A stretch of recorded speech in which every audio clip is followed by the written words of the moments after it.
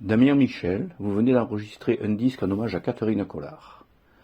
Il sortira pour les 30 ans de la disparition de cet immense pianiste et pédagogue dont vous avez été l'élève.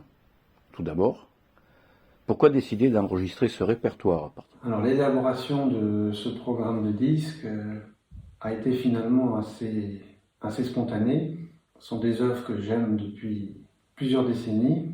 Par exemple pour le Clair de Lune, ça fait 45 ans que j'avais commencé à étudier cette pièce. À part les deux nouvelles pièces de Stéphane de Gerando, toutes les autres sont des pièces avec qui j'ai vécu pas mal d'années.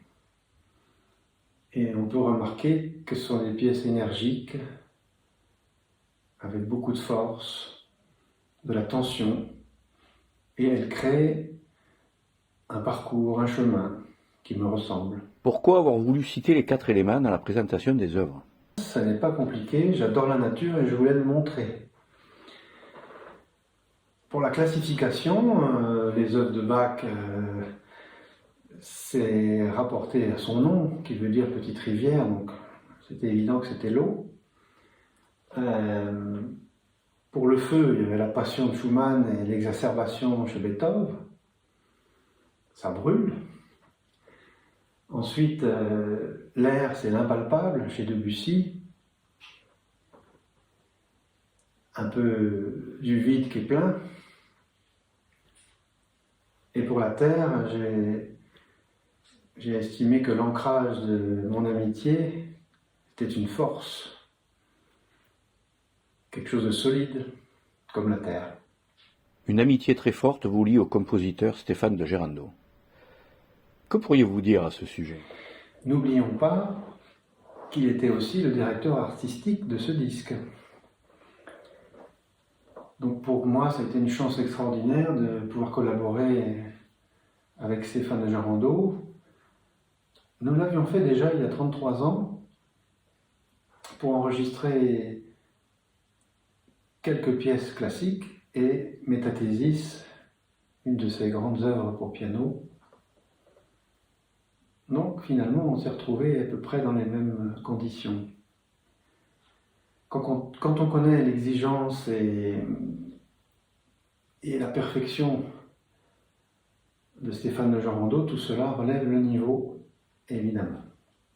Pourquoi inclure 2 de ces pièces? Alors, Stéphane de Gerando m'a fait le cadeau de 2 pièces au piano, car je souhaitais participer au LDT, le Labyrinthe du Temps, œuvre gigantesque, monumentale, qu'il bâtit depuis 15 ans. Et en retour, évidemment, je lui ai fait le cadeau de les graver sur ce disque. C'était à peu près logique. Tout à fait logique, oui. Vu mon admiration pour cet immense compositeur. La transition entre l'île joyeuse de Debussy et oubliée de Stéphane de Gerando apparaît comme un miracle sonore, une porte entre 2 mondes, un moment où une note nous fait basculer vers un ailleurs. Pouvez-vous nous en dire plus? Alors la filiation, si je puis le dire, entre Debussy et Stéphane de Gerando, Debussy, il a été un précurseur à son époque. Il faisait que des choses interdites, notamment pouvoir enchaîner des accords de manière interdite par l'harmonie, de créer des sonorités, des nuances multiples.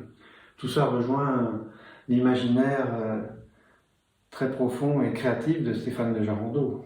Donc ces 2 pièces s'enchaînent à merveille. Parlons maintenant de Catherine Collard. Dans les notes de pochette, vous évoquez votre entrée dans son cours. Qu'a-t-elle fait naître en vous? Rien du tout, je m'explique.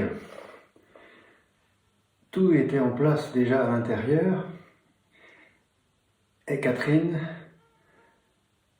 elle nous faisait sortir au-delà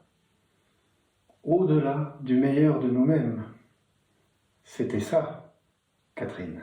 Comment vous a-t-elle aidé à devenir le pianiste et musicien que vous êtes aujourd'hui? Elle arrivait à prendre notre étincelle intérieure et la faire sortir pour s'exprimer et jouer tel que nous étions.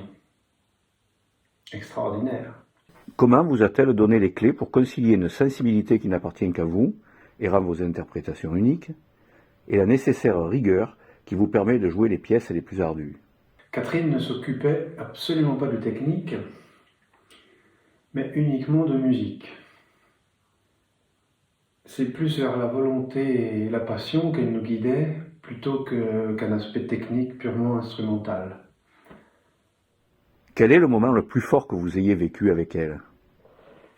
Alors le moment le plus intense, c'est en 4 mains, en direct sur France Musique, dans la 11e danse hongroise de Brahms, à la Exposition. C'est un mouvement lent. Et alors il montait une expression d'une intensité jusqu'à un climax, et là, on explosait. Et on en avait la chair de poule. Vous, qui avez aussi une activité de pédagogue, quel message adresseriez-vous à de jeunes musiciens qui voudraient progresser à la fois dans leur pratique et leur façon d'appréhender la musique? Pour les étudiants ou les élèves, peu importe le niveau, soyez gourmands, touchez à tout. Écoutez les grands musiciens, écoutez le maximum possible de compositeurs, le maximum possible d'époques, y compris la musique du monde, de tous les pays. Nourrissez-vous, nourrissez-vous. Nourrissez-vous de toutes les approches possibles. Pour conclure, revenons à des questions plus générales. Comment se prépare un tel enregistrement? Alors la préparation de ce disque, déjà c'est par l'expérience. 52 ans de piano, ça peut vous aider. Ensuite, beaucoup de sport, une hygiène de vie pour affronter physiquement l'enregistrement. J'ai fait un concert 2 mois avant en public à Paris, à l'Institut national des jeunes aveugles, et nous avons enregistré en public une partie du programme de Stéphane de Jarando 1 mois avant. Les conditions d'enregistrement n'ont pas été optimum, non pas dans un studio, mais dans un auditorium lié à un conservatoire parisien, avec un piano Bösendorfer dont la mécanique était ancienne. Bruit d'enfants, parfois à l'extérieur ou autre, avec la contrainte resserrée du temps. Comment avez-vous vécu ce moment et après l'enregistrement? C'est un enregistrement qui s'est fait dans la douleur. Je n'ai pas honte de le dire. Et le résultat est drôlement sympathique par rapport aux contraintes liées à cet enregistrement. Contraintes de temps, vous l'avez expliqué dans la question. C'est un accouchement dans la douleur. Voilà. On était exténués par le travail. Et après, je me suis reposé pendant 5 semaines. Et après ce repos, j'ai terminé dans un ravin, dans une course à vélo. Voilà, donc j'ai terminé au fond du trou.